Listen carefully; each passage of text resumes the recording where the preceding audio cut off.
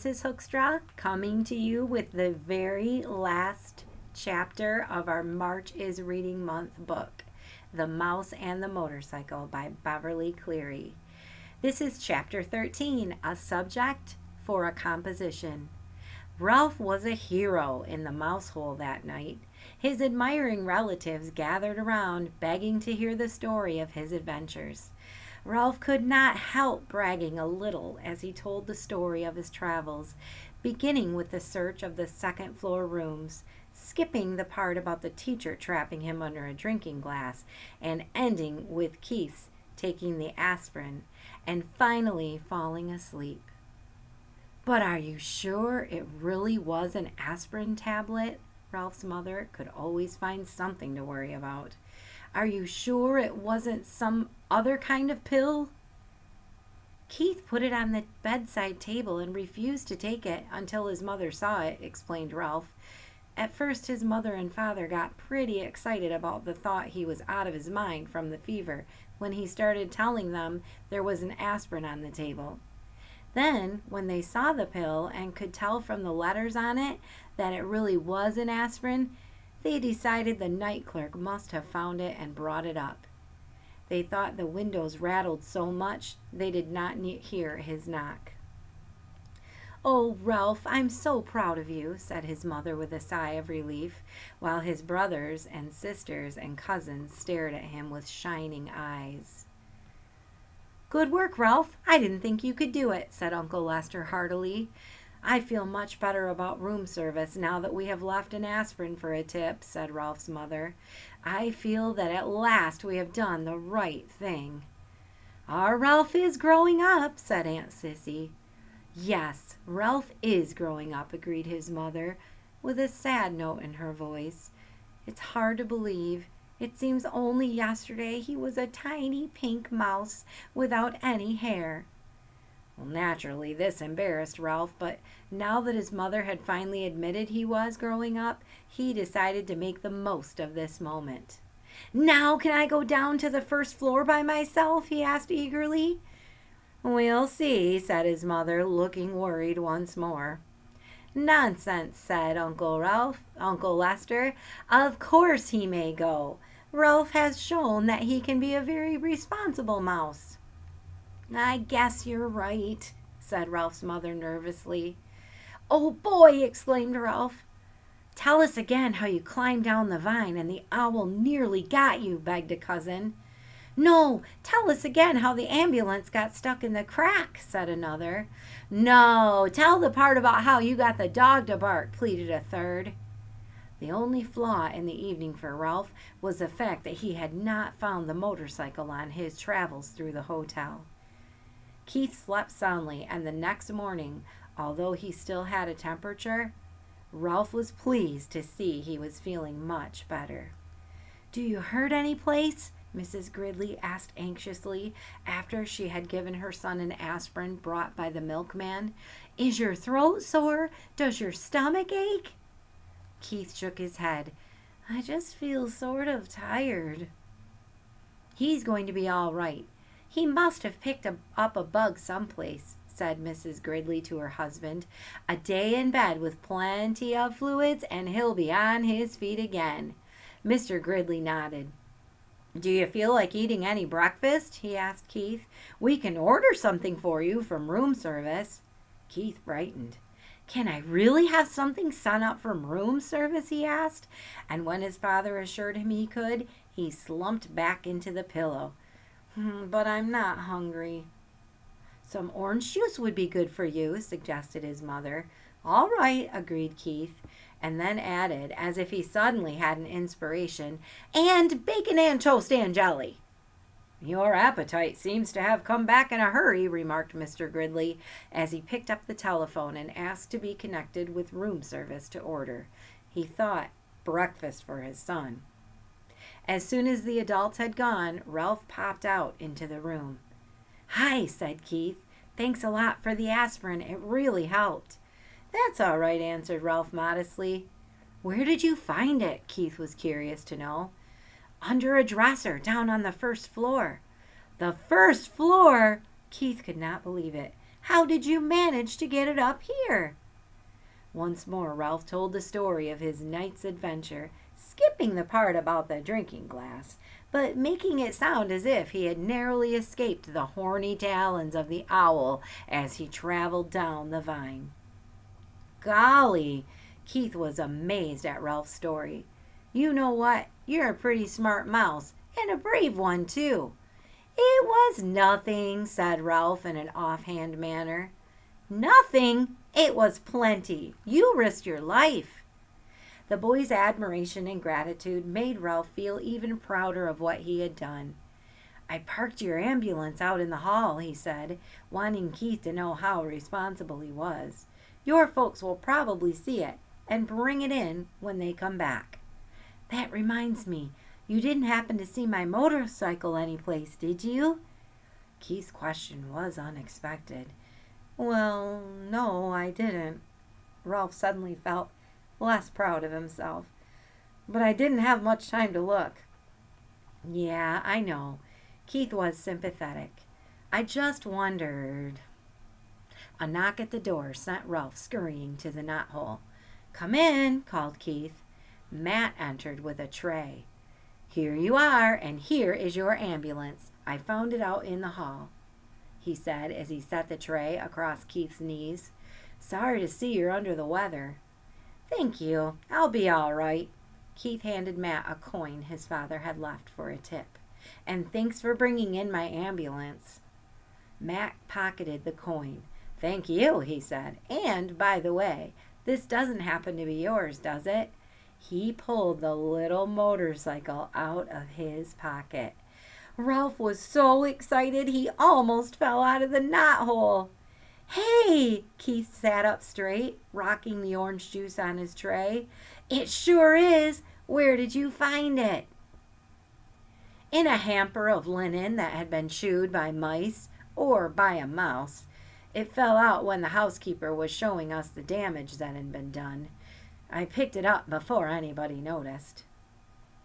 "Gee, thanks a lot."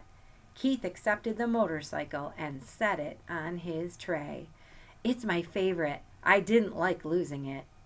"I wonder how it got into that hamper of linen," mused Matt. Keith grinned, but said nothing. Old Matt rubbed his chin and stared at the ceiling. "I don't suppose a certain irresponsible mouse happened to ride it into a pile of sheets and pillowcases and get tangled up and dumped into the hamper." Keith tried not to laugh. "I don't know any irresponsible mice," he said. "Only one responsible mouse. Say, how did you guess?" "There isn't much around this hotel that escapes my attention," said Matt. "I saw that mouse out in the hall with the little motorcycle. I imagine he's a regular speed demon." Ralph could no longer stay out of the conversation. "I'm fast, but I'm careful. I haven't had an accident yet," he boasted, and added hastily, recalling his fall into the wastebasket. "At least not since I learned to ride the motorcycle." "If there's anything I can't stand, it's a cheeky mouse," remarked Mark good-naturedly. "What do you call getting tangled up in a lot of linen?" "What I mean is, I didn't crack up in the motorcycle," said Ralph with dignity. "He's not cheeky," defended Keith. "He's brave. You aren't going to tell the management about him, are you?" "What's the use?" said Matt. "If they get rid of these mice, more will move in. Anyway, he's a cute little fellow. It cheers me up just to think of him tearing around on a little motorcycle." "If only I could," thought Ralph. There followed an unusually pleasant day for the mice. Keith stuffed the bacon and toast and jelly through the knothole. The mice feasted on bacon and jelly before the ants could get at them, and stored the toast against the rapidly approaching time when Keith must leave the hotel. They slept all morning while Keith alternately napped and played with his cars. For lunch, they enjoyed peanut butter sandwiches again. Ralph did not sleep well that afternoon. He found himself thinking of the tantalizing glimpse he had had of the ground floor and of all the opportunities it offered mice. Crumbs in the dining room, leftovers in the kitchen, scraps in the garbage. He lay daydreaming on a pile of shredded Kleenex. He could see himself on the first floor pilfering crumbs in the dining room at night after the guests were in bed. And from the dining room, he would go to the kitchen right past the night clerk, who was sure to be asleep. If only he could make the trip on the motorcycle. The thought of the motorcycle put an end to Ralph's daydream and made sleep impossible. After tossing about on his bed of Kleenex, he got up and poked his head out the knothole. Keith was awake, lying back on the pillows with his cars beside him. He smiled wanly at Ralph. "How are you feeling?" asked Ralph. "Sort of tired," answered Keith. Ralph climbed through the hole. "Where are your folks?" "They went out for a little while. They'll be back. I'm supposed to take a nap." "Are you going to?" asked Ralph. "I'd rather talk to you." Keith leaned over and set the motorcycle on the floor. "Want to ride it?" he asked. "Do I want to ride it?" Ralph could scarcely believe he had heard correctly. "You mean you'll let me, after the way I lost it for you?" "You proved that you could be responsible when you brought me the aspirin," explained Keith. "You're grown up." "Thanks," said Ralph modestly. "I guess mice grow up faster than boys." Keith sounded as though he longed to grow as rapidly as a mouse. "You grow a little bit every day," Ralph said, as he removed his crash helmet from its hiding place behind the curtain. "I guess you're right," agreed Keith. "My dad measures me every 6 months against the door jamb of our kitchen back in Ohio, and each mark he makes is higher than the last. But I never feel myself growing." "You wait long enough and you'll be a grown-up." Ralph felt as if he had said something very wise as he slipped the rubber band on his crash helmet around his whiskers. "I guess so." Keith slumped back on the pillows. "But it takes so long." "I grew up, didn't I?" asked Ralph. "You said yourself I had become a responsible mouse." "Yes, you did," said Keith thoughtfully. "I guess that's part of the secret. Just getting bigger isn't enough. You have to learn things, like not taking off down a steep hill on a bicycle when you aren't used to handbrakes. Stuff like that." Ralph walked with a slight swagger to the motorcycle, grabbed the hand grips, and threw his leg over the seat. He remembered to pick up his tail before he started. He took off across the carpet and circled the room, covering the rough parts under the dresser and chair and coming to a halt beside the bed. "She has good balance on a rough road," said Ralph with authority. "She's a mighty fine machine." "Says Ralph," said Keith, suddenly sitting up. "How would you like, or say, Ralph," said Keith, suddenly sitting up, "how would you like to come with me when we leave the hotel?" "Come with you?" Ralph was stunned. He had expected to live and die in the Mountain View Inn, and now he was being offered the opportunity for travel that he had dreamed of. "Yes, come with me to San Francisco and then back to Ohio." Ralph's first thought was of the motorcycle. If he went with Keith, he would not have to be separated from the motorcycle. Keith must have sensed Ralph's thoughts, because he said, "You could ride the motorcycle every day." Ralph was silent. He began to think of other things: his family, the permission he had earned to visit the ground floor, Keith's family, and how they might feel about a mouse. "Come on, Ralph," said Keith. "You could travel in my pocket." "Your mother doesn't care for mice," Ralph pointed out. "Not running around loose," agreed Keith, "but she let me keep a couple of white mice once. I still have their cage at home. You would be very comfortable in it." "Comfortable in a cage?" Ralph was horrified. "No, thank you." "Aw, come on." "Would you like to be shut up in a cage?" demanded Ralph. "Well, no, but "Neither would I," said Ralph, "especially now that I can finally go on the ground floor." In his disappointment, Keith slumped back on the pillows once more. "I guess I knew you really wouldn't want to come," he said. "I understand." "I sure will hate to see this motorcycle leave," said Ralph, and added hastily, "and you too, of course." The boy and the mouse were silent. Both were thinking of their wishes and their regrets that their wishes could not come true. Keith rolled over on his side and propped his head up on his fist. "Would you like to keep the motorcycle?" he asked. "Keep it? Me?" "Sure," said Keith. "I can save up my allowance and buy another one when we get back to Ohio." "You really mean it?" Ralph could scarcely contain his excitement. "Keep it for my very own?" "Of course." "How come?" Ralph wanted to know. "I just like to think of you riding it," said Keith. "You know, if you grew up enough to be trusted with a mouse-sized motorcycle, maybe someday I could earn a big one." The excitement drained out of Ralph.